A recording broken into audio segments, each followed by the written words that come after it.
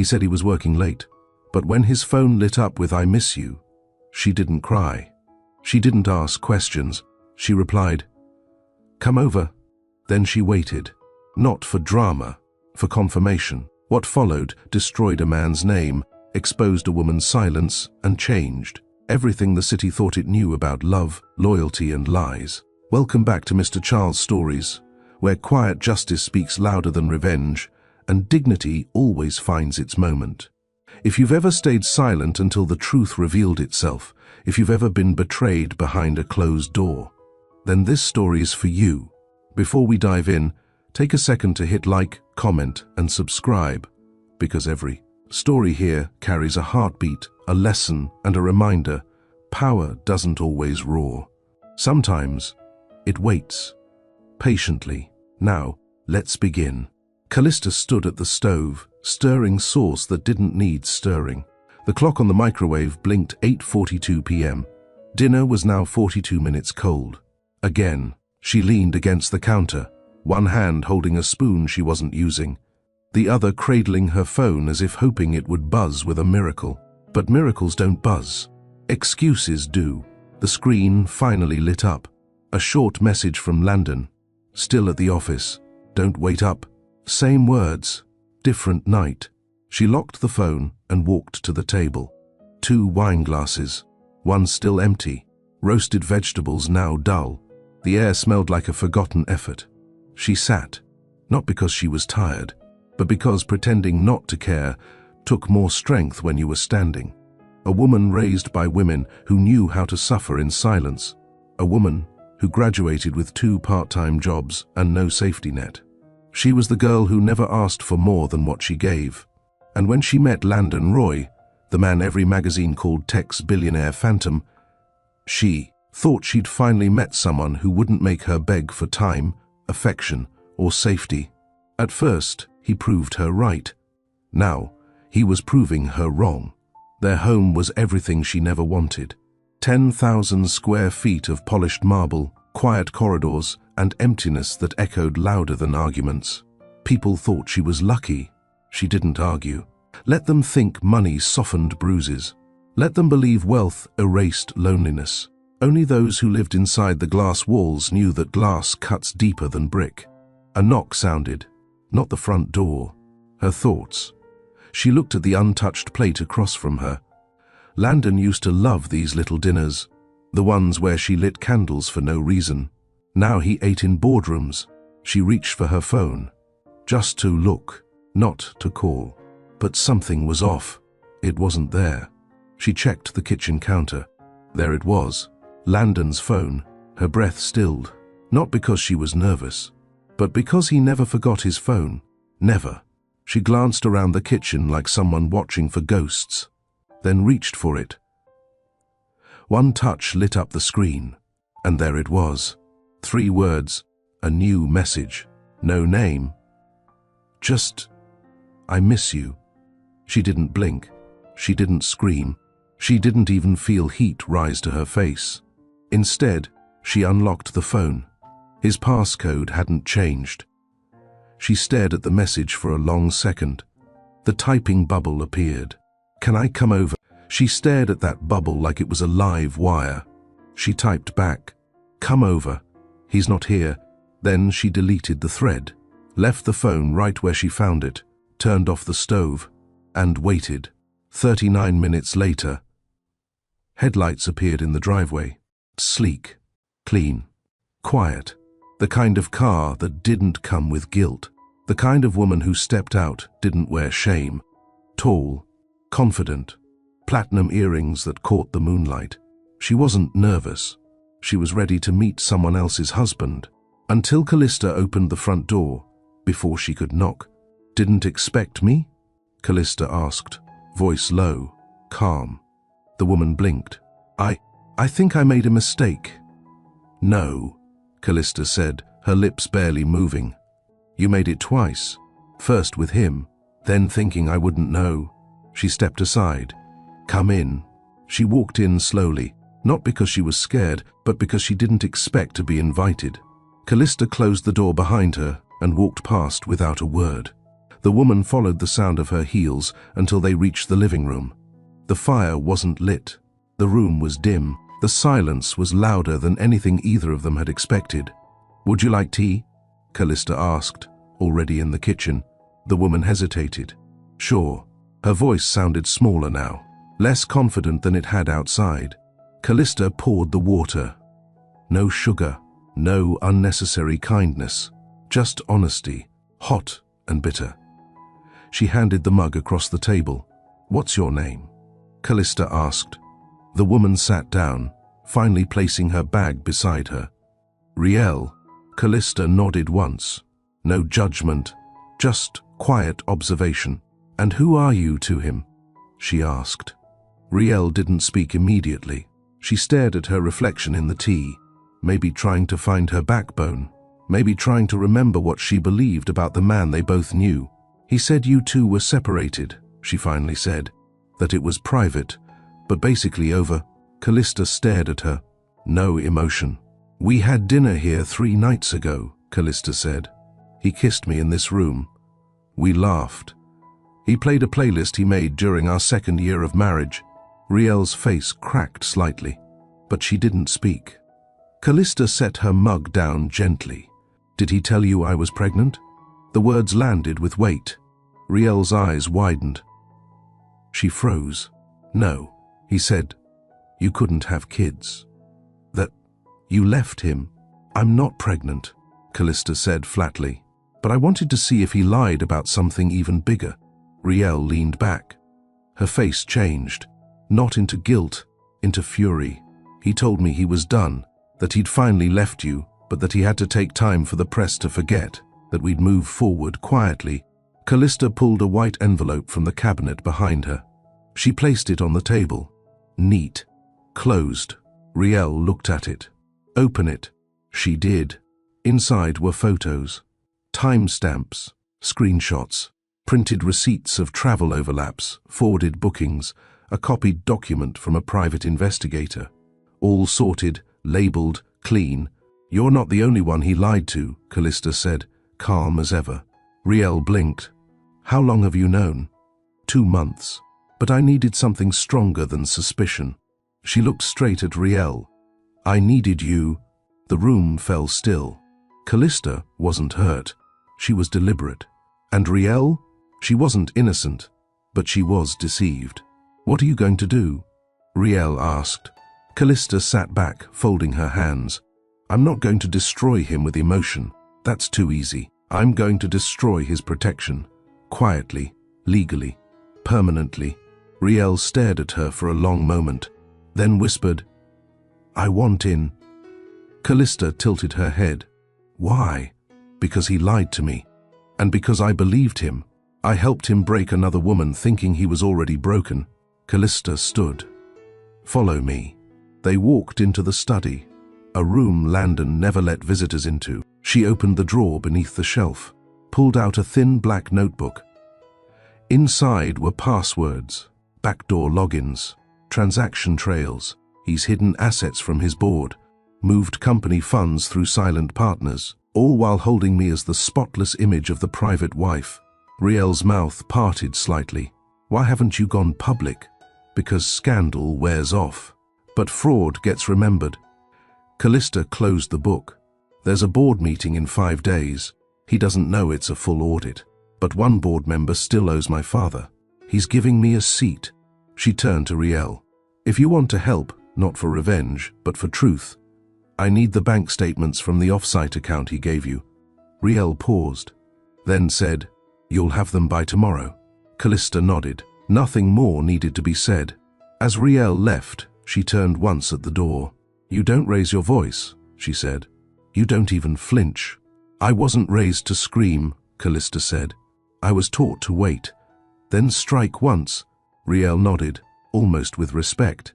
The door shut behind her, and Callista, still barefoot in a house filled with silence, stood alone.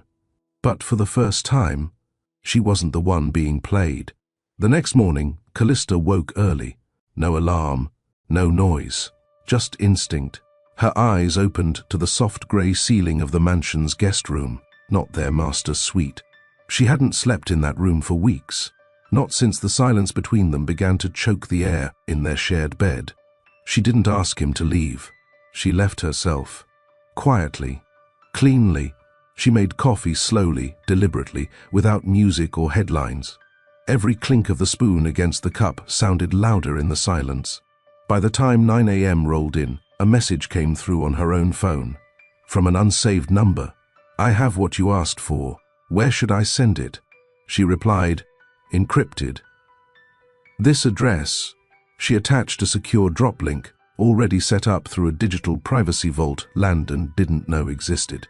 Riel didn't need to know how experienced Callista already was at hiding her own trails.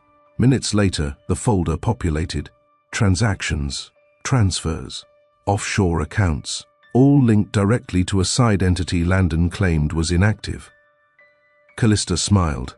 Not bitter, not smug, just ready.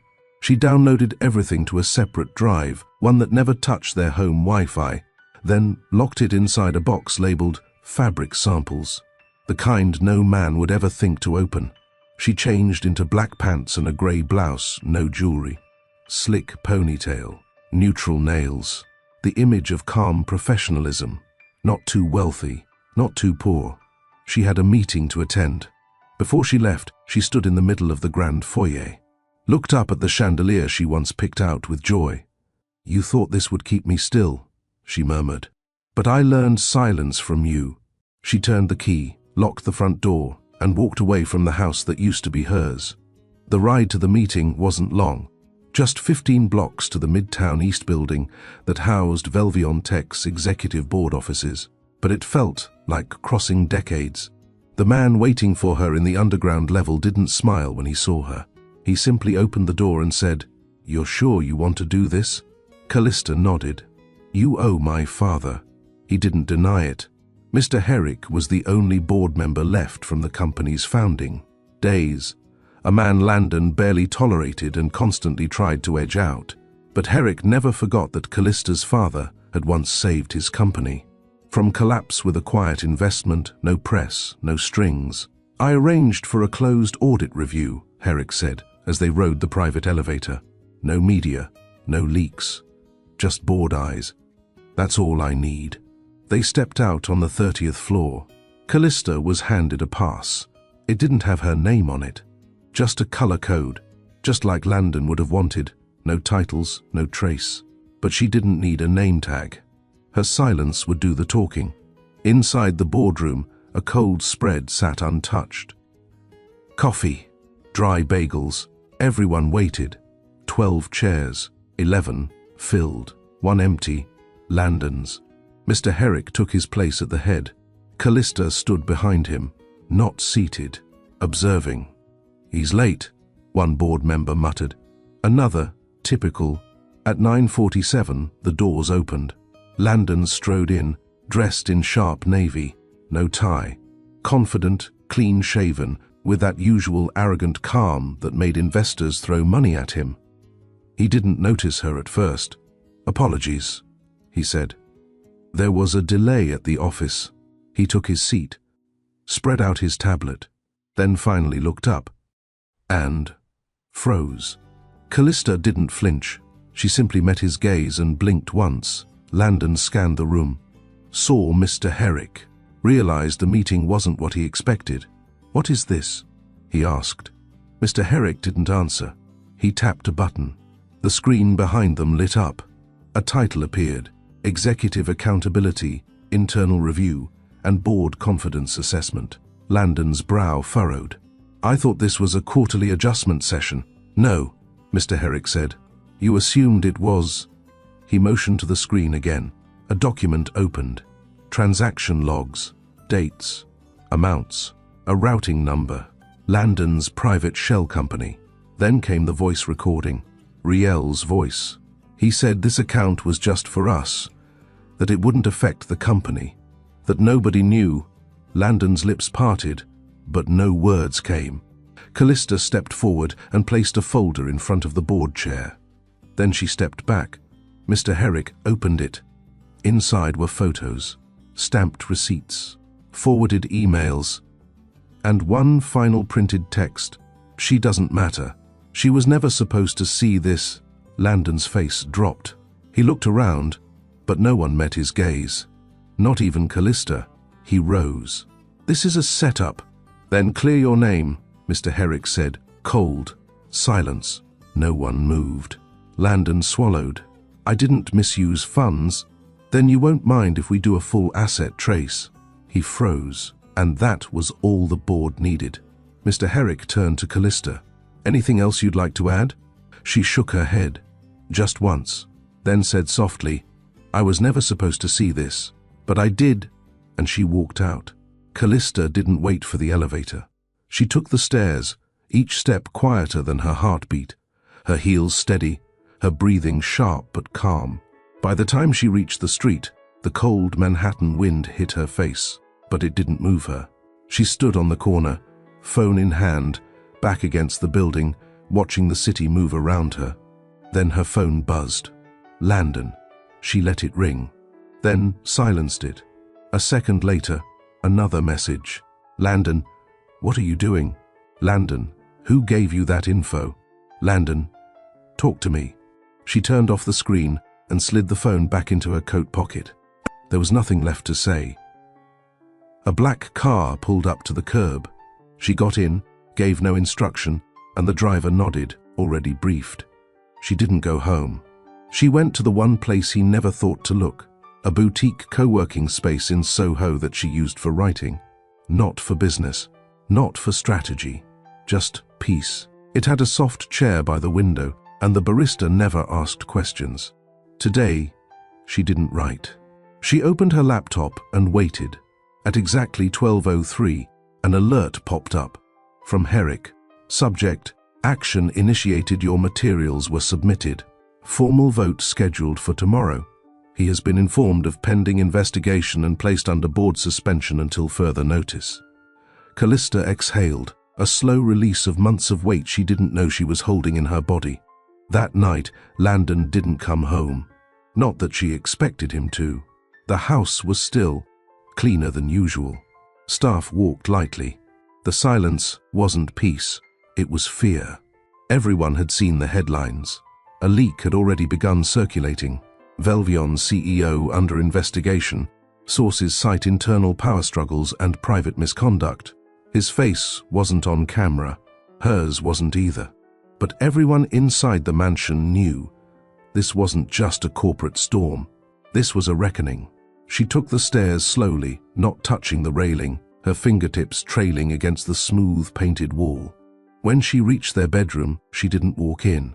She closed the door, turned around, and headed to the guest room once again. That was where she belonged now, in a part of the house that felt honest.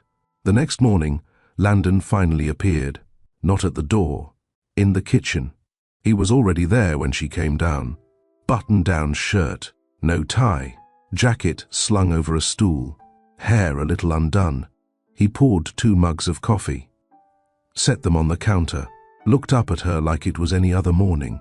Didn't sleep much, he said. She didn't respond. I guess you know everything now.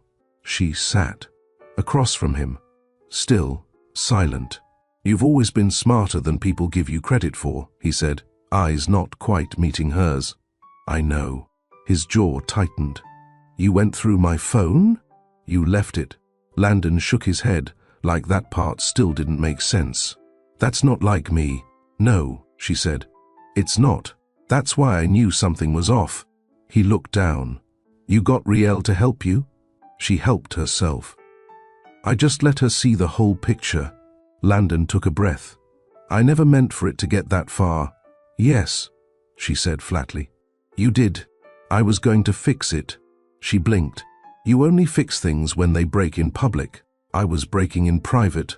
His lips parted, but no words came. I gave you everything I had, she said. My time, my trust, my silence. And you used it like a shield. You weren't supposed to be hurt. No, she said, eyes locked to his now. I wasn't supposed to matter. Landon exhaled, leaned against the counter, and looked away. What happens now? He asked. You figure that out. And us? She picked up the mug, took a sip, then said quietly, "There is no us." Later that day, she called the realtor. She wanted a place downtown. Not big, not loud, just hers. She didn't tell the house staff. She didn't make announcements. She packed lightly. 3 suitcases, 1 photo album, her father's old watch, and a small box marked Velvian, Archive. She left the ring on the nightstand. No note, no performance, just absence. 2 days later, Landon's suspension became public. The board announced a full internal investigation. He stepped back voluntarily, but Callista knew the truth. The investors did too. Velvian's shares dropped, temporarily. Then the media got quiet. And Callista? She stayed quiet longer. She walked the streets of downtown without being followed. She took meetings again, the kind of strategy clients used to beg her for when she first married Landon. And slowly, her name became hers again. Not Mrs. Roy, just Callista. Have you ever stayed quiet? Not because you were weak, but because you were waiting for the right moment to speak. Comment: I let the truth walk in if you believe some silence is a setup, not surrender. Don't forget to like, share, and subscribe to Mr. Charles Stories, where calm hearts win loud wars, and dignity always has the last word. The new apartment was nothing like the old house, and that was the point. Callista chose it because it was small, because it was quiet, because it didn't echo. The hardwood floors creaked, the walls needed paint. The kitchen window stuck halfway when opened, but it was hers, and nothing about it reminded her of Landon Roy. She unpacked slowly, not because she was lazy, but because she wasn't in a rush to fill the space. She only brought what mattered: her laptop, her journals, her books, 1 bottle of her favorite perfume, and a single photograph of her mother. No marble staircase, no security staff, no polished lies, just air that didn't pretend to be anything it wasn't. By the second morning, she was standing in line at the local cafe, something she hadn't done in over 2 years. No one turned to look at her. No one whispered. She was just another woman with a coffee order and a card that worked. And it was in that simple moment, waiting for a croissant, that she finally exhaled. She spent her afternoons at a quiet co-working space, using a desk near the corner window. No titles, no fanfare, just a nameplate that read, C. Roy, and no one asked if she was related to the tech mogul who was making headlines. Because here, no one cared. Her inbox filled slowly with opportunities. Women from her past, colleagues, clients, even a few old college classmates, reached out. "I saw the story," one said in a short email. "I always wondered if the silence came with strings." "I'm glad you cut yours," she replied to each message one at a time, carefully, never letting bitterness color her tone. Callista wasn't starting over, she was starting clean. At night, she read through the files again. Not because she had to, but because she needed to understand just how far he'd gone. The more she read, the clearer it became. Landon wasn't just careless, he was calculated. He had positioned her as the private, elegant wife, not to protect her, but to shield himself. She was his proof of balance, his soft image, his brand cover, and he had used it well, until it cost him everything. By the end of the week, a delivery arrived, a thick envelope, no return address. Inside were documents, originals. From Herrick, a cover note written in pen. "You weren't just the reason the board acted.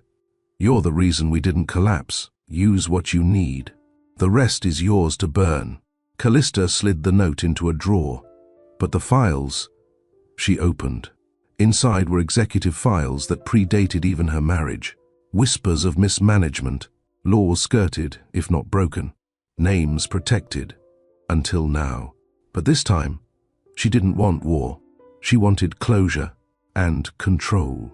She began building something new, a private consulting brand for women in leadership who had been silenced, overlooked, or dismissed in public spaces. She didn't market it, didn't announce it. She just helped one client, then another. Word spread fast. "You're the one who flipped Velvian," a client whispered one day. "I'm the one who refused to disappear." Callista replied. And somewhere in the middle of all that quiet rebuilding, Riel reached out again. She didn't expect an answer, but Callista responded. They met in a downtown restaurant, neutral ground. Riel looked different, lighter. Her eyes weren't darting anymore. She wore no makeup, just a clean white blouse and jeans. "I'm seeing someone new," she said after the server left. Not serious, but honest. Callista gave a small smile. "That's more than most people can say." They sipped their tea. "He's spiraling," Riel added. "I think he expected you to take him back, or at least break down." Callista didn't answer that. Instead, she asked, "Do you regret it?" Riel didn't pretend. "Yes. But not because I lost him. Because I almost let him turn me into someone I wasn't." Callista nodded once. They didn't need more than that. The bill came. Callista paid it. Riel stood to leave but paused. "You know, the woman I saw that night, when I walked up to your door, I thought she'd fall apart." "She almost did," Callista said. "But she knew how to wait." Later that night, Callista sat on her balcony. She held a cup of tea, no sugar, both hands wrapped around it. The wind carried the sound of distant traffic and city life. She didn't miss the mansion. She didn't miss the lies. She didn't miss the wait. She missed herself. But she was coming back, one quiet evening at a time. 2 weeks passed before Landon found her. Not physically. He still didn't know her address. But he showed up at the co-working space, a place she never mentioned to him, a place that wasn't tied to any past conversations or paper trail. That meant he'd looked, searched, tracked. He stood by the front desk, sharp as ever in tailored navy and a tie she had bought him 3 birthdays ago. The receptionist pointed in her direction. He walked slowly, measured, as if trying to make the ground under him feel familiar again. Callista didn't move. She closed her laptop, slid her glasses off, and stood, calm, not welcoming. 10 minutes, she said before he could speak. No more. He nodded, unsure of whether to be grateful or offended. They stepped into a private room, glass walls, neutral decor, no place to hide. "I've been calling," he said. "I've been living," she answered. Landon's jaw shifted. "You didn't have to do it that way. You're not here to debate methods," she said. "You're here because you lost control." He exhaled hard, leaned on the table. "I built that company. I protected its reputation while you were busy gambling with offshore accounts and side deals. I didn't think it would get this far." Callista tilted her head. "It always gets this far when men like you think women like me don't keep records." He looked at her, finally looked, and his face softened. "You know I loved you." "No," she said. "You used me." "For what?" "For silence, for appearances, for softness in rooms that would have found you too hard." Landon's throat tightened. "I miss you." She stared, unflinching. "I don't miss who I was when I was with you." He looked down. "I want to make things right." "You want your name back," she replied. "But I already gave yours back to you. I kept mine." He reached into his coat and slid a folder across the table. "What is it?" "The divorce papers. Clean, no clause, no spin. You walk away. I walk away. No press." She took the folder, didn't open it. "I already walked away." "You're just catching up." Landon stood. "Do you hate me?" Callista shook her head. "No, hate would mean I still cared what you think." He hesitated, hand still on the chair. "You'll always be remembered as the woman who exposed me." She smiled gently. "Or the one who stopped letting herself be erased." Landon walked out. She never saw him again. Later that night, Callista lit a candle on her tiny kitchen table, not for mood, but for memory. It was the same scent she used to light in the mansion. Only now, it didn't smell like survival. It smelled like space. She poured herself a glass of wine and opened her laptop. There was a new message waiting. From a publisher she had once admired, now curious about her project. "Your concept, women reclaiming silence. It's timely. Let's talk." She replied with a single line.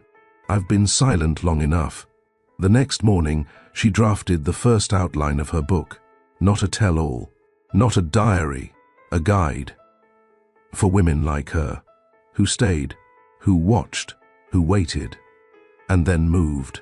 The working title, She Didn't Scream. By the end of the week, she signed the divorce papers. No press release, no farewell tour, no pity party, just a quiet handoff in an office that didn't smell like wealth. She walked out holding a folder, not a ring, and the moment she stepped outside, her phone buzzed. Not Landon. Herrick, Velvion wants a public recovery push. We want you to be the voice. Quiet strength, strategic guidance. You'd have final say. She didn't reply immediately. Instead, she kept walking, all the way home, made a cup of tea, stood by the window, watched the sky shift from white to deep grey, then typed, "One condition, we don't pretend I was never part of it." That was her new rule. No more erasing. Not her name, not her silence, not her impact. The conference room was smaller than the last one she entered at Velvion. This time, there was no projector, no power play, no audience waiting for a fall. Only 2 chairs, 1 folder, and a man in a grey suit who had once whispered behind her back, calling her the ornament. He stood when she walked in. Callista. She didn't return the smile. "Let's talk terms," she said, placing her bag down without sitting. He cleared his throat, gesturing to the seat. She took it, slowly. Across from her, the man, Rhys Alder, Velvion's acting PR director, leaned forward. "We'd like you to advise on a reputation rebuild strategy. The board believes your insight and personal connection to the story makes you valuable." "You mean digestible," she corrected. He paused, not denying it. "You want a woman at the front," she said. "Not because it's right, because it's marketable." Rhys sighed. "We need trust back." "You had it," Callista said softly. "You used it to polish a lie." He shifted, a little embarrassed. Callista opened the folder he'd given her. Inside were terms, generous ones. A monthly retainer, press clearance, final content review. Her name would be positioned as a consultant, not a spokesperson. "This isn't for me to clean up his mess," she said. "It's for me to make sure it doesn't happen again." Rhys nodded. "That's exactly what we want. No edits to my words," she added. "No spin." "Agreed. And I don't answer to the board." A pause. He swallowed. "I'll confirm that." She stood. "Do that." 2 days later, the deal was finalized. Callista Roy, former wife of the disgraced CEO, was now the strategic brand consultant guiding the company's recovery. The announcement was internal, no press run, no headline, just an email with her name at the bottom, signed off with a simple title, Ethics Advisor, External Strategy. The irony didn't escape her. She showed up on the first Monday in black slacks and a charcoal blouse, hair pulled back, no wedding ring, no security detail, just a notebook and a plan. People stared. Some whispered. Some looked away.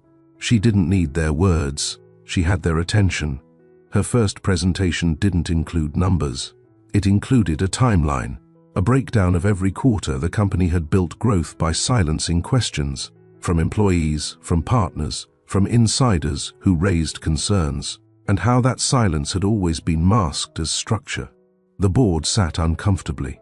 Most had never heard her speak longer than 5 words.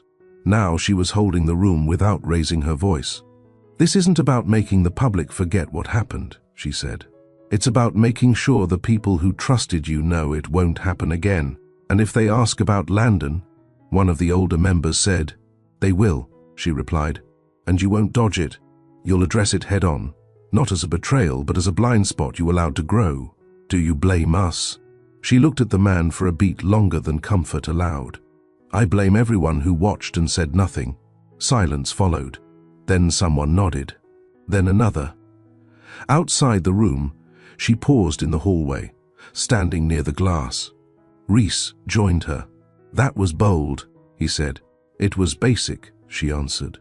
"Truth always sounds bold in rooms where it hasn't been spoken before." He smirked. She didn't. By the 3rd week, Velvion's press tone shifted.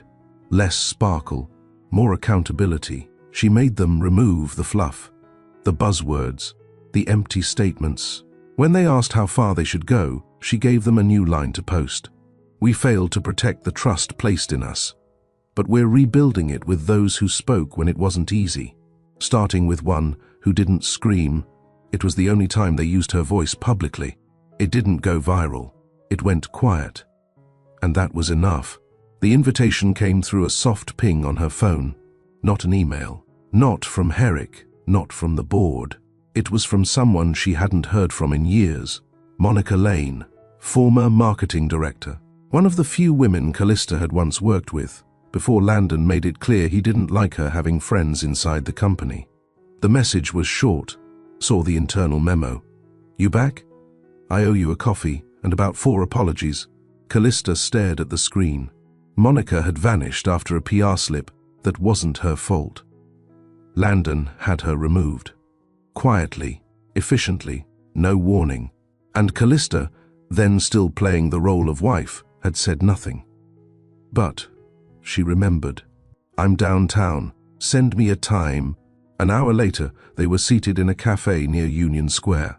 Different from where Callista usually went. Brighter. No shadows. Monica walked in like she hadn't aged, except for the streak of grey near her temple and a slightly more tired laugh. Same order? She asked.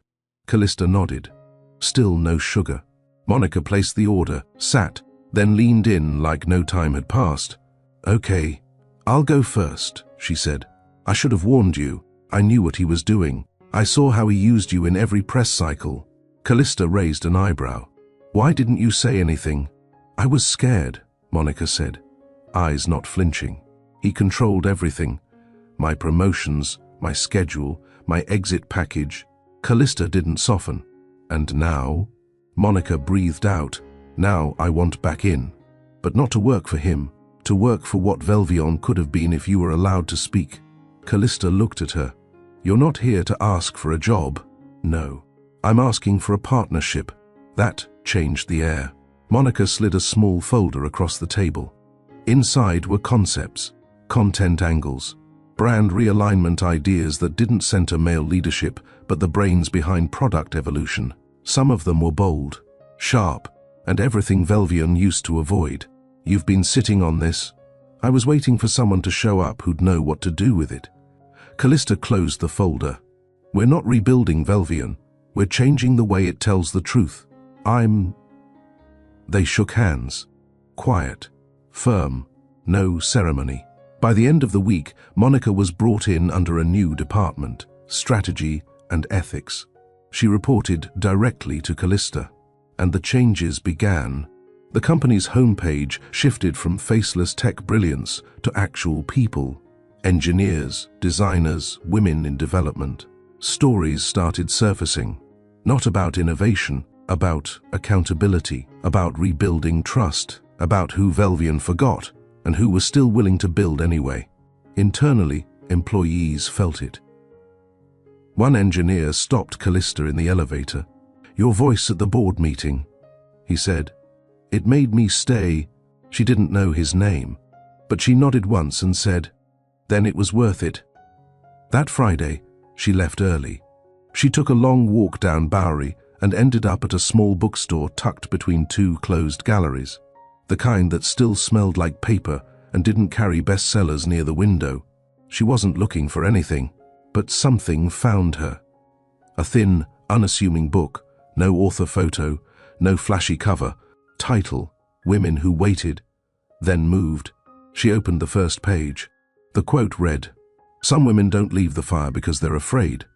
They stay until they've memorized every angle. So when they walk, they never look back." She bought it. No receipt. Just a knowing smile from the cashier. When she got home that night, her building manager handed her a small envelope. No sender. Just her name. Handwritten. Inside was a note. Short. You've changed everything. And you didn't have to scream once. H. She knew who it was from. Herrick. She slid it into the back of the same book she'd just bought. Some victories didn't need applause, just recognition. The photo hit the news cycle by accident. A paparazzi shot, blurry, taken from across the street. Callista standing outside Velvian's building, holding a black folder, talking to Monica. Nothing dramatic, no scandal, just a conversation. But the caption told a different story. Roy's ex spotted leading crisis talks at Velvian HQ, silent no more. It spread in hours. Her inbox flooded with requests. 1 from a major morning show, 2 from business podcasts, a few from tech reporters she remembered dodging during Landon's years in power. Most of them wanted one thing, the real story. She didn't respond. But the story began to write itself anyway. Headlines twisted the truth. Some said she was back to reclaim the company. Others painted her as a woman cashing in on her ex's downfall. A few tried to romanticize it. Redemption arcs, from scorned to CEO, all built to sell clicks. And then came the one headline that pushed too far. Did she set him up? Sources claim strategic betrayal. That one stayed at the top of a finance blog for 6 hours before Velvian's legal team sent a cease and desist. Callista didn't flinch. She'd expected this. What she didn't expect was the call from her mother. "I saw something," her mother said gently. "Is it true?" "Which part?" "That you're the reason he's not in charge anymore." Callista paused, then said, "I'm the reason he didn't get to keep everything he buried." Her mother was quiet for a beat, then said, "Good." Still, the pressure grew. She started receiving notes in the office, flowers with unsigned cards, thank you emails from women she'd never met, even a package from a former Velvian intern, a small framed quote. That read, "You didn't raise your voice, but we heard you anyway." Monica placed it on her shelf. "They're trying to make you an icon," she said. "I don't want that." "I know. That's why it's happening." The board finally asked her to consider a public statement. Nothing long, just a 2-minute recorded message confirming her current role and intentions. "You can set the tone," Herrick said. "Control the narrative." But Callista knew better. Once you speak, you're no longer just a woman who acted. You become someone who has to explain the why, and that's when people start tearing it apart. She declined, and the headlines doubled. One morning, while getting coffee near the office, she saw a man reading a newspaper. Her name was on the front page. He looked at her, then back at the paper, then again. "Are you?" "I'm late for a call," she said, walking past without confirming. She didn't run. She just didn't stop. Later that week, Monica knocked on her door. "Something weird just happened," she said. A reporter got into the building lobby. Security caught him, trying to slip into the elevator with someone's badge. Callista sat forward. "Which outlet?" "Tech Digest." She nodded once. "They're the ones running the betrayal theory." Monica hesitated. "We could go on record." "Just once." "No," Callista said. "I won't defend something I didn't start." Monica studied her. "But you did end it." Callista looked out the window. "Yes," she said softly, "but not for their cameras." That evening she received a text from Herrick. "Board's issuing a formal clarification tomorrow. No mention of you, just facts." She replied, "Good. Let the facts speak." Still, silence doesn't always protect you. That weekend, someone posted an edited clip from an internal Velvian presentation. Her voice, her outline, her message about trust. It went viral. Tens of thousands of shares. Comments poured in. Finally, a woman leading without screaming. She dismantled an empire with a binder and no makeup. She's what every boardroom's been afraid of. Callista read a few, then stopped. She turned off notifications, lit her one candle, poured her one glass of wine, and sat in her quiet apartment where no one asked her to perform. The first time Callista saw his face again was on a talk show, not in person. On screen, a pre-recorded interview, a glossy, image-controlled segment where Landon sat in front of a muted grey backdrop, wearing his signature tailored jacket and playing the part of misunderstood visionary. The host asked gentle questions about leadership, about pressure, about rebuilding trust in a complicated industry.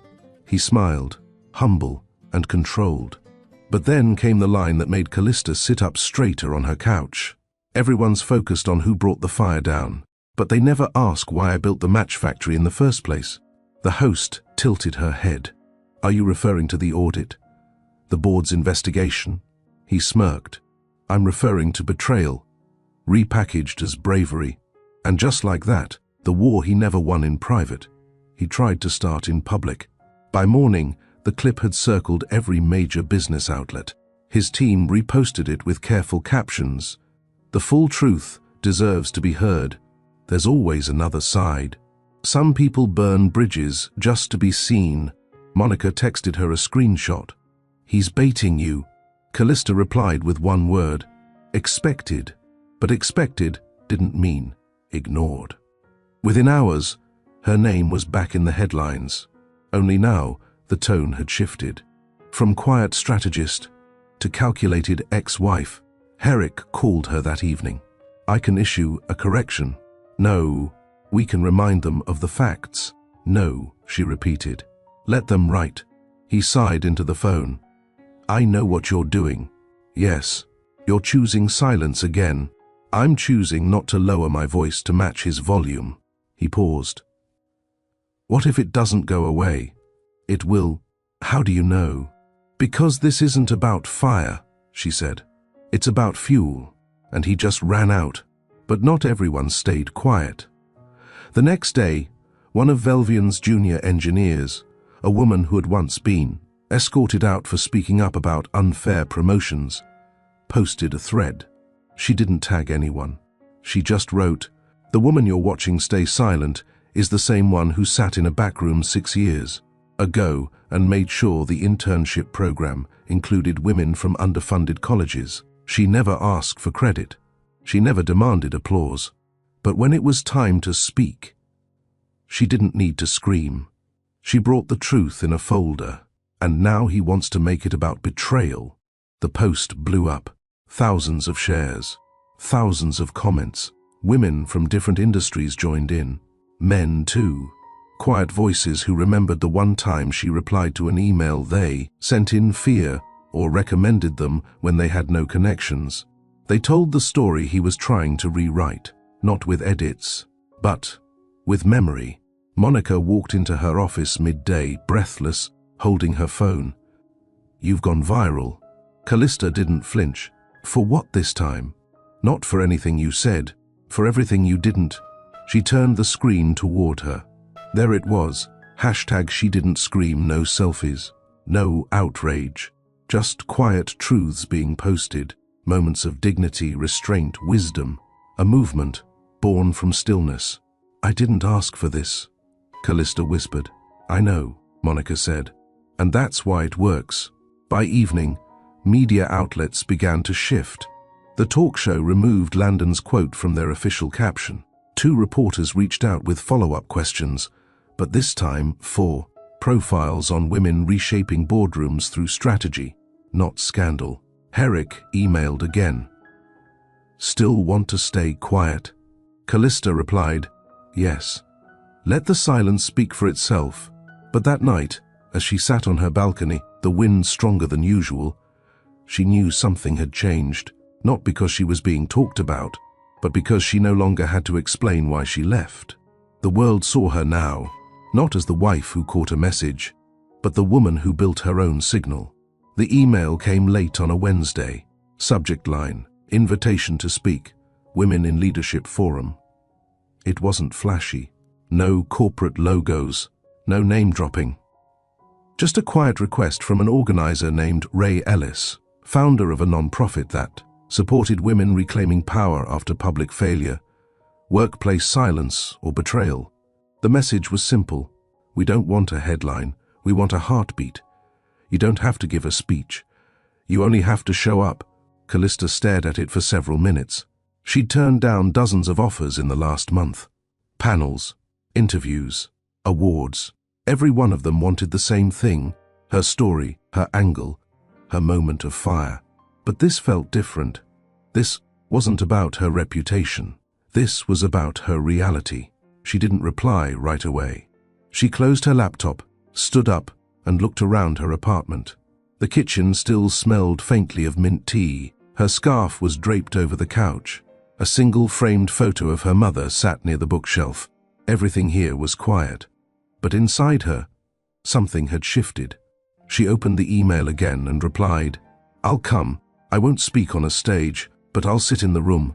The forum was held in a repurposed art studio in Brooklyn. Nothing fancy. Just folding chairs, exposed brick walls, and soft jazz playing in the background. Callista wore black, not because she was hiding, but because it felt like the cleanest color in a world that kept trying to stain her with narrative. When she walked in, no one swarmed her, no one whispered. Instead, a woman at the registration table looked up and said with a gentle smile, "Thank you for showing up." Callista nodded and took a seat near the back.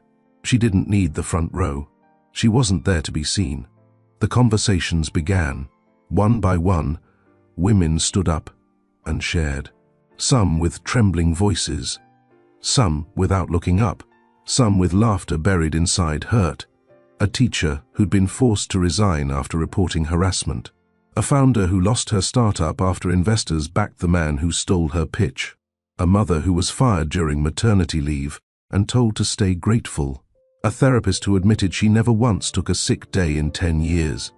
Because silence had been rewarded more than truth. Each story wasn't loud, but it landed like thunder.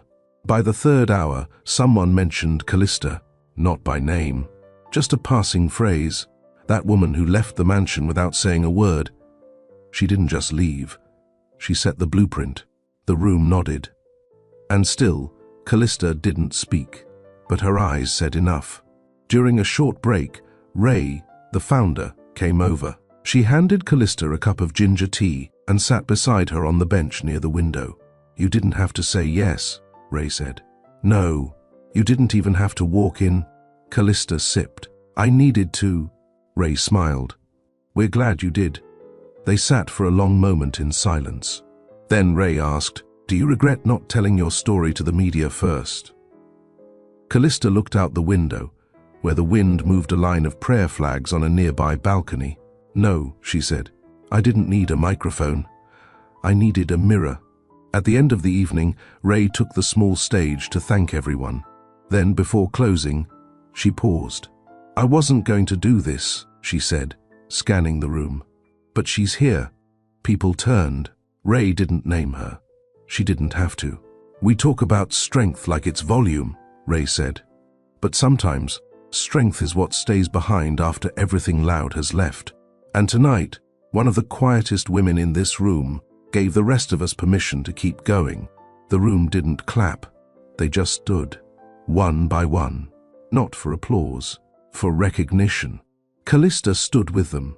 No spotlight, no speech, just presence. And it was enough. When Callista got back to her apartment that night, something felt stiller than usual. Not quiet, stiller. She took off her shoes, placed her phone on the kitchen counter, and lit the candle on her dining table. The one she always lit when she needed to remember who she was and what she wasn't returning to. The room slowly filled with soft lavender. She made tea, took out her journal, and opened her laptop. She wasn't working. She just liked keeping the screen open while her thoughts settled. Her phone buzzed once. She glanced. An unfamiliar number. At first, she ignored it. Then it buzzed again. This time, a voicemail notification. She stared at the screen for a moment, then pressed play. A man's voice came through, deep, composed, and not Landon. "Hi. I don't know if you remember me. My name's Ezra Wren. I used to work with your father. I was the junior analyst back when he bailed out Herrick's first company. He always spoke about you, said you didn't speak much as a child, but when you did, it was always final." There was a small pause in the recording. "I know what you've done, not the headlines, the actual blueprint you forced the board to follow. I've been watching quietly from a distance. And I just wanted to say, you reminded a lot of us how to move again. I teach now at a business school in Vermont, and there are young women in my class who are finally asking to lead projects. You're the reason. Another pause. Anyway, if you're ever in the area, I'd love to invite you to speak. Not on a stage. Just over coffee, no cameras, no press, just a room full of people who want to know how to keep their dignity and still win. The message ended. Callista didn't move. She sat with the sound of her own breath, surrounded by the warmth of lavender and ginger tea. Ezra Wren. She remembered the name vaguely. A quiet man in grey suits, always trailing behind her father in boardrooms, soft-spoken, never loud, but always listening. She didn't reply that night. She didn't need to. But she saved the message, because not all recognition needed to be shared. Some were just reminders that her presence still echoed, in rooms she hadn't stepped into. Yet, the next morning, she walked past a magazine stand downtown and paused. One headline caught her eye. The woman who didn't flinch. What quiet power looks like in a noisy world. There was no photo, no direct quote, just a headline, followed by a subheading that read, "She left a mansion, not for sympathy, but for strategy." And the silence that followed didn't break her. It made her. She didn't buy it. She didn't need to carry herself in paper. She was already standing in flesh. At the Velvian building, she passed two interns chatting in the hallway. They quieted as she walked by, but not in fear. In respect, one of them glanced at her with quiet admiration. Callista smiled once, just enough. She entered the elevator, alone.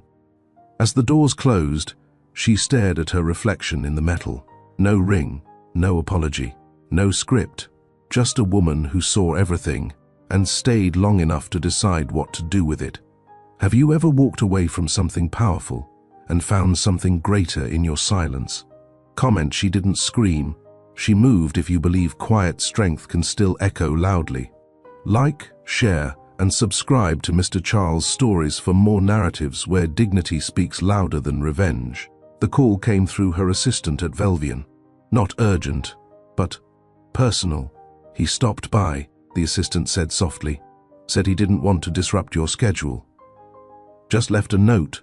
Callista paused, not out of surprise, but calculation. Bring it in, she said. The note was handwritten. One sentence. If we're ever going to close the book, I'd rather do it face to face. There was no name, but there didn't need to be.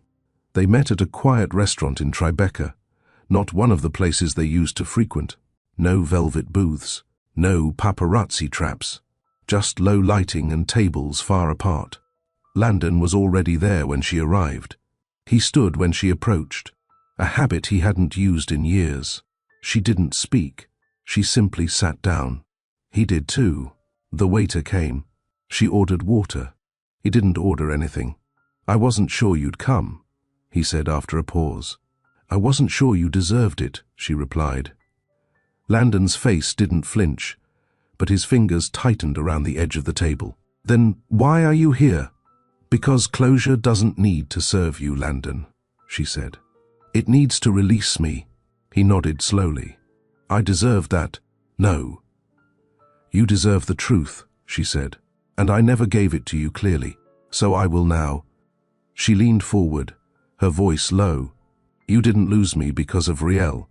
You didn't lose me because of the accounts. You lost me when you made me disappear, long before the betrayal. I thought I was protecting you. No, she said sharply, calm but firm. You were protecting your image of me, not who I was. You loved my silence, not my presence. Landon blinked. You were always controlled. No, she corrected. I was measured, because when I spoke, I needed it to matter. Silence settled between them again.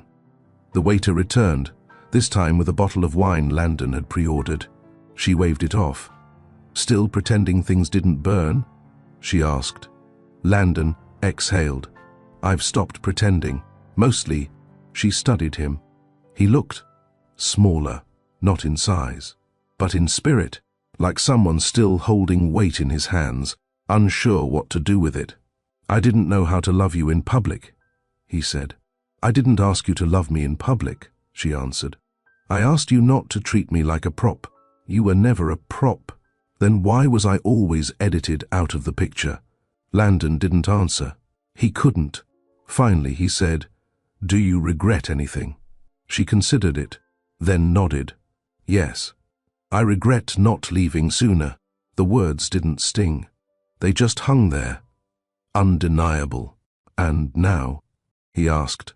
"Now, I remember who I was before you needed me to be small." Landon stared down at the table, then asked, "Is there someone else?" She didn't answer quickly. "Then, there doesn't have to be someone else for me to be free." He nodded, not in agreement, in resignation. "Thank you for meeting," he said. "You didn't ask for closure," she said. "You asked for permission to let go. I'm not here to give you that." He smiled faintly. "I figured." She stood. "You'll be fine," she said. He looked up, surprised. "Why?" "Because men like you always land somewhere soft, but you'll never find someone who made you better the way I did. And deep down, I think you know that." She walked away before he could respond. Outside, the sky was pale grey. The city hummed like it always did, but something in her body felt different, lighter. Not because he apologized. He didn't. Not because he admitted fault. He couldn't. But because she no longer needed anything from him to close the door completely. Back at her apartment, she placed her bag down, changed into soft clothes, and sat by the window. There was no wine, no music, just the sound of traffic, and the quiet freedom of a woman who finally, fully, meant it when she said she was done. The next morning, she woke without an alarm. No meetings, no calls, just light creeping through her blinds, and the faint sound of the city doing what it always did, move forward. Callista stretched slowly, her body heavier than usual, not with exhaustion, with reflection. She hadn't dreamt about Landon, not once. That realization sat with her. She had just faced him the night before, and nothing lingered.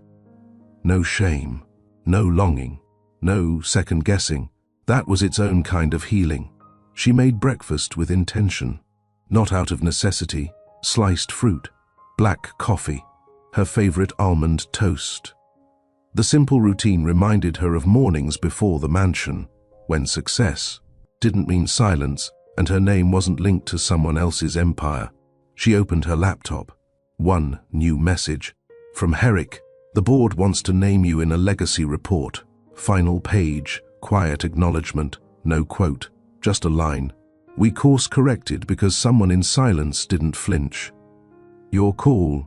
She stared at the message, then typed back, "Leave my name out. Leave the lesson in." By mid-morning, Monica called. "Got a minute?" Her voice light. "Sure. I know you said no to interviews, but this one's different." Callista raised an eyebrow. "That's what they always say. This isn't a profile. It's a collaboration on storytelling, business ethics, quiet leadership. They want to develop a short series with you, not about your past, about what's next."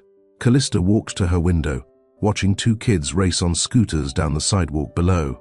"They want a brand?" "No," Monica said. "They want a blueprint."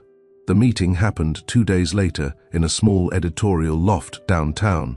3 women, all founders, no PR team, no assistants. They had seen her viral silence. They had read the threads. They weren't looking for drama. They were building a platform for change, and they wanted her voice to shape it. She didn't say yes immediately, but she didn't say no either. She asked questions. She listened. She read their draft decks. By the end of the meeting, she said, "I'll write, but not as your subject." "Agreed," the lead founder said. "As your own author." That night, she opened a new document on her laptop, blank, untouched. She titled it simply, "The Women Who Waited," and then moved, and began typing. The words didn't pour. They arrived slowly, measured, precise. She didn't recount every betrayal. She didn't highlight every scar. Instead, she focused on what had always been ignored, the decision-making moments that happen in silence, like staying when everyone says leave, or leaving when they finally beg you to stay, or saying nothing when a room waits for you to explode. By the end of the week, she had written 10 pages. Enough for the first chapter, Enough to feel like this wasn't just healing. This was building, not in response to what broke, but in honor of what still worked. Her voice, her choices, her clarity. She shared the chapter with Monica. A few hours later, her phone buzzed. "Monica, it's not a book. It's a map." Callista smiled. That was enough for now. The venue wasn't grand. A rooftop library tucked above a restored building in the Lower East Side. Brick walls, string lights, a handful of plants someone clearly cared for. The invitation came from a quiet network of women leaders, people who didn't announce every milestone online, but who shaped industries behind closed doors. Callista didn't ask for a title. They didn't give her one. She was simply the final speaker for the evening. Not a keynote, not a spotlight. Just a chair, a mic, and a room that had already heard 5 other women share their stories of rebuilding after being pushed out, pushed aside, or pushed too far. She sat near the back until it was her turn. No entourage, no handlers. When they called her name, no one clapped. They just turned, ready, still. She walked to the front slowly, her heels soft on the polished floor. There was no podium, just a chair and a small mic clipped to the collar of her black shirt.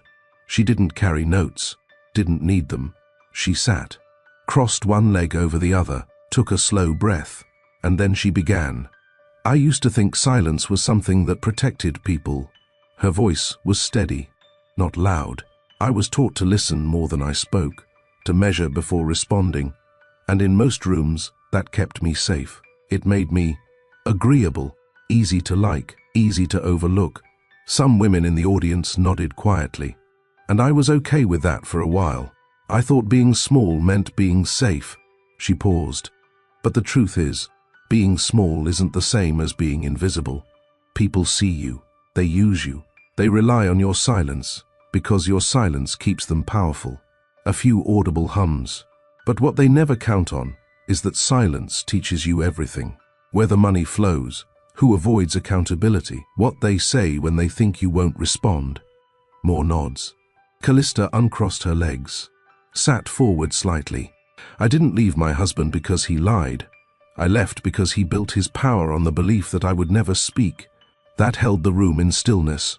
And when I did speak, I didn't need a microphone. I didn't need a camera. I just needed my records, my facts, and my own clarity." A woman near the corner wiped a tear. "I was called strategic. I was called cold. I was called calculated. And maybe I was. But no one ever asked why I waited so long. The truth is, I waited until I could move without fear. Until I could walk out of the door without dragging the weight of anyone else's opinion behind me." Now she stood. Not for drama, for presence. "I'm not here because I burned anything down. I'm here because I built a door where there wasn't one before. And then I walked through it, without asking for permission." She looked around the room, at women who were holding their own stories in silence. You don't owe anyone a performance. You don't owe them loudness. You owe yourself the truth, and the courage to move when the ground is ready. Then she sat back down. No applause, just breath, and stillness, and reverence. After the gathering, no one swarmed her. They approached gently, a nod, a quiet thank you, a hand on the shoulder, a gift card to a coffee shop with a note that read, "You reminded me who I was before I started apologizing." She didn't stay long. She left while the candles were still flickering and the conversations were still blooming. She walked down the stairs alone. Outside, the city was calm, and for once, her name wasn't the loudest thing in the room. Her presence was. The email came late Sunday afternoon, the kind of hour where most people were powering down. But Callista wasn't most people. She was finishing edits to the first full draft of her book. 43 pages of thought, strategy, and stillness. No drama, just clarity. Each chapter closed without apology. The subject line read, "Proposal for future collaboration, private meeting invitation." It was from Ezra Wren, not a forward, not a press ping, just him. "We've spoken a few times. I've been watching quietly, not for spectacle, but for proof of pattern. The industry is shifting, but few people know how to lead a change without drawing blood. I want to fund a center, quiet leadership, strategic emotional intelligence, women who move without burning down the room. I'd like you to run it. She read it twice, then again. A center, built on what she didn't say, what she chose not to perform. She sat back, closed her laptop, and just breathed. The meeting happened the next day in a private conference room above a small gallery. Nothing formal, no velvet chairs, just sunlight and water bottles. Ezra stood when she entered, tall, grey around the edges, still dressed in slate suits and restraint. "I'm not here to convince you," he said as they sat. "Good," Callista said, "because I don't lead with ego." Ezra smiled. "That's exactly why I'm here." He laid out the plan. A center, built under an existing foundation but fully autonomous. A place to teach, coach, and quietly mentor women in industries where power still confused volume with value.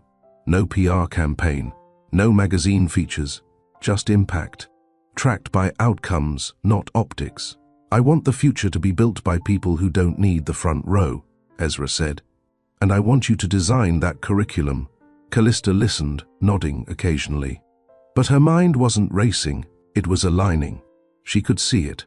Not her face on a banner, but her words in quiet rooms, shaping conversations before anyone realized they were changing. "I won't be your mascot," she said when he finished. "I'm not asking you to. I won't be rushed. Take your time." She looked at him. "I'll lead it, but only if we build it from scratch." "Then let's start with the first brick," he said, sliding a plain folder across the table. Inside, a draft agreement. Her name at the top. No titles. Just 3 words. Program Director, Discreet Influence. She didn't sign that day. She walked out holding the folder like something fragile. Not because she was unsure, because she finally understood the weight of being seen for the right reasons. Back home, she placed the folder beside her manuscript. 2 different paths, both built on the same truth. She didn't scream, but she moved. And now, she was moving others. The next morning, she sent one text to Monica. "I'm ready for something new." Then she turned on her kettle, lit her candle, and sat to work. Not on survival, but on structure. The kind of structure that women could walk through, silently, without needing permission to belong. The doors opened quietly. No ribbon, no photographers, no staged applause. Just 30 chairs, one long table, and the soft sound of footsteps as women entered a space built for them, not to prove themselves, but to expand. The Center for Quiet Influence sat 3 floors above a print shop in Midtown. A converted studio space, sunlit, white walls, thoughtfully arranged bookshelves, fresh flowers, soft lighting, no podiums. Callista stood at the back as the first group arrived. Women from different sectors, tech, education, medicine, public service, all invited, all intentional. Not because they'd gone viral, because they'd survived something and were still standing. She wore navy slacks and a sand-colored blouse. No makeup beyond tinted balm, no jewelry but her father's watch. When the room settled, Monica stood to speak. "We're not here to teach you how to shout," she said. "We're here to teach you how to stand without shaking and to know the difference between silence and suppression." Heads nodded. Callista watched from the corner. She didn't speak first. That wasn't the point of this place. After introductions, they broke into small groups. Conversation flowed. Pain surfaced. Some women laughed at how long it had taken them to leave, to start again, to believe they didn't have to ask for space. A young executive in clean braids said, "I thought speaking less made me stronger, but now I think I was just trying not to be punished." An older woman with a faded lanyard whispered, "I stayed through 8 RE orgs because I believed loyalty would reward me." Callista listened. She made notes, not to correct, to understand how to make this space do what her story alone couldn't. Late afternoon. The groups dismissed. She stayed back to help close up. Monica packed books. 2 women lingered near the coffee bar. One finally approached Callista slowly. "Excuse me," she said. I wasn't sure whether I should say this here. Callista turned. You can... The woman was early 30s. Steady eyes. Tense shoulders.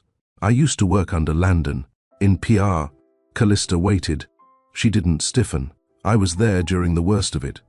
When the rumors were everywhere, and you were silent. I thought. You were blind. Callista nodded once. Most did. But you weren't. No. The woman exhaled. I'm sorry for thinking you were weak. I'm not. The woman blinked. I'm sorry you believed that staying loud was the only way to be strong, Callista added gently. Silence. Then the woman said, Can I come back next week? Callista smiled. We start at 9. That evening, her phone buzzed once. Unknown number. No message. Just a missed call. She ignored it. 10 minutes later, a text. I don't need anything. I just wanted to thank you. She stared at it. No name. But she knew who it was. Riel. Callista didn't reply. Not yet. Instead, she walked to her bookshelf, picked up her manuscript, and made a note at the bottom of chapter 6.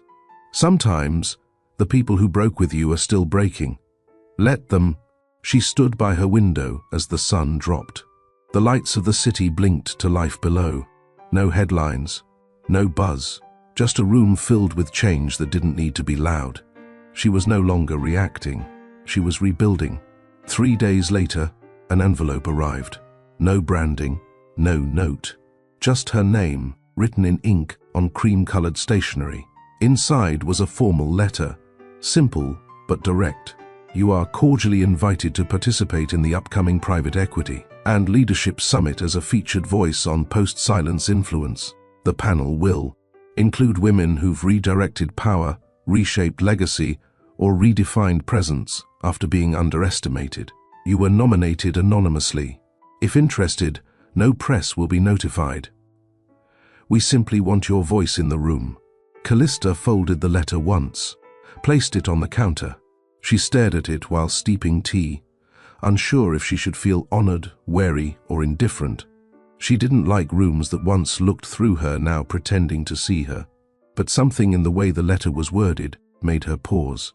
No spotlight, no platform, just presence. That evening, she reread the invitation. She thought back to the last time she sat in a summit, beside Landon, smiling. Through forced small talk, half hidden behind name tags and introductions. Back then, she was listed only as guest of. Now they wanted her because she had no title, because she'd said little and done much. She forwarded the invitation to Monica. Thoughts? Minutes later, the reply came. If you go, don't sit in silence. You've already earned the seat. Now use it. She RSVP'd the next morning. No assistant confirmation, just a single word response. Yes, the summit took place in a converted observatory outside the city, surrounded by trees, high ceilings, and glass walls that reflected back the attendees like mirrors. She arrived early. No entourage, no designer labels. A soft grey dress, minimal earrings. Her voice, as always, intact. A volunteer handed her a pass. Her name was printed alone. No company, no affiliations. Just Callista Roy, quiet influence. She clipped it to her dress and walked through. The room wasn't full yet. She took a seat in the third row. Not in the back. Not this time. The session began with introductions. One woman spoke about rebuilding a venture fund after her partner siphoned assets. Another shared how she sued her employer quietly and then built her own firm. Then came the final slot. A moderator approached Callista. You still okay to speak? Yes. You don't need a script. I've lived it. When she took the stage, there was no soundtrack, no summary of her history. Just her. She didn't stand behind the podium. She stepped beside it. I'm not here because I lost everything and found something better, she said. I'm here because I stopped letting silence protect everyone but me. She paused. I didn't expose a man. I exposed a pattern. I didn't walk away from a mansion. I walked toward myself. A hush fell over the room. You don't have to burn down a building to prove you don't belong in it. You can simply walk out, with your name still whole. She looked at no one in particular, but her words found everyone. I was never meant to be the story, but I became the turning point. And if I've learned anything, it's that dignity makes a quieter sound when it lands, but the echo lasts longer. When she stepped down, no one clapped right away. They just sat still, absorbing. Then a few rose to their feet. Then more. And not for performance, for presence. Later that day, one of the summit directors found her outside near the garden. "We didn't know what to expect," she said. "But that," Callista held up a hand gently. "It was enough." The woman smiled. "You shifted something, not for headlines. For rooms like this." That night, back at her apartment, she didn't turn on the news. She didn't check for mentions. She made soup, read one page of her book, took a long, slow breath. No phone buzzed, no man called, no past returned. And for the first time, she didn't feel like she was standing on what used to be. She was standing in what she'd built. The apartment was quiet, not because the city outside had paused, but because she had. For the first time in over a year, Callista didn't have anything urgent waiting. No contracts to review, no press to dodge, no rebuilding to manage. She had spent months learning how to move forward, without asking permission, without rushing to explain. And now, she found herself staring at a blank sheet of paper. Not her manuscript, not a business draft, not a speech, just a page, and the pen in her hand. It had been weeks since the summit. Her words still floated around social platforms, reposted in fragments. "You don't have to burn down a building to prove you don't belong in it." That line had taken on a life of its own. She hadn't written it for an audience. She'd said it because she believed it, because she had lived it. And yet, there was one question no one had asked her publicly, but one she had asked herself. What do you owe the version of you who stayed? The woman who held her tongue, who doubted her instincts, who wore silence like armor, until it became a cage. This letter was for her. She began slowly. "To the woman I used to be, I forgive you. Not for what you didn't know, but for what you did and couldn't say out loud. You kept peace in rooms that never gave it back. You stayed quiet when everything in you screamed that something was off. You gave love with both hands and received silence in return. And still, you stood up. Every day. You smiled when you should have cried. You folded pain into elegance. And for a long time, I thought that was weakness. But now I know. You were surviving. You were observing. You were preparing to leave without burning yourself in the process." She paused, her pen still against the page. The tea on her nightstand had gone cold. She continued, "You didn't destroy him. You dismantled the space he no longer deserved in your life. And when you walked away, you did it with proof, not vengeance. With posture, not panic. I love you for that. I love that you waited until you could walk out whole. And I promise to never confuse silence with submission again. You weren't weak. You were just waiting on your own strength to arrive." She folded the paper once, not for mailing, for memory. She placed it in the back of her journal, behind the business notes, behind the manuscript, behind the blueprint for the center. This one was private, sacred, not for teaching, just for truth. Later that day, she walked through the city with no destination. She passed shops she once walked past. As Mrs. Roy, she passed a restaurant where she'd once sat in silence while Landon took business calls over dinner. She passed the building where she'd held her first job interview. The one where the manager told her she was too composed to be ambitious. And she kept walking until she reached a bookstore she hadn't seen before. It was small, tucked between a plant shop and a bakery. Its window had one display, a handwritten sign that read, "Quiet stories change everything." She stepped inside. The air smelled like paper and warmth. There was no music, no curated playlists, just the soft shuffle of turning pages. A woman behind the counter looked up, recognized her, said nothing. Callista browsed the non-fiction shelf. Her eyes stopped on a collection of essays about rebuilding after professional collapse. She pulled one out, flipped through it. One paragraph stood out. The moment we stop defending our choices and start learning from them, we become dangerous to systems that thrive on our uncertainty. She bought the book. The woman at the counter smiled. "You're her, right?" Callista tilted her head. "Who?" The woman grinned. "Exactly." They said nothing more. That evening, back at home, she updated the opening line of her manuscript. It used to say, "This is about leaving." Now it read, "This is about choosing yourself before the world edits you into someone forgettable." She saved the file, turned off the lamp, and stood by the window as city lights flickered in patterns only the healed could recognize. Months passed. The center grew, not loudly, not quickly, but steadily. Callista never expanded it beyond what felt honest. No satellite locations, no rebranding, no viral campaigns. She kept it as it was, a room for women to breathe before they moved. Her manuscript was complete. The publishing house didn't ask for edits. They called it too precise to cut. It would be released under her full name. No pseudonym, no initials, just Callista Roy, not the wife, not the headline, the voice. The cover was simple, no photo, just one line in pale gold. She didn't scream. The release date was quiet. There were no events, no launch parties. But the pre-orders told a different story. It was already in the hands of women who had waited long enough. One morning, she received a letter, handwritten, unfolded carefully. It was from Riel. "You once told me I made a mistake twice.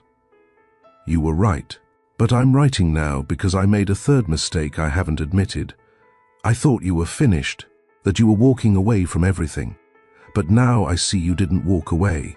You walked into something the rest of us didn't even know existed. Thank you for not tearing me down when you had the chance. Thank you for building instead."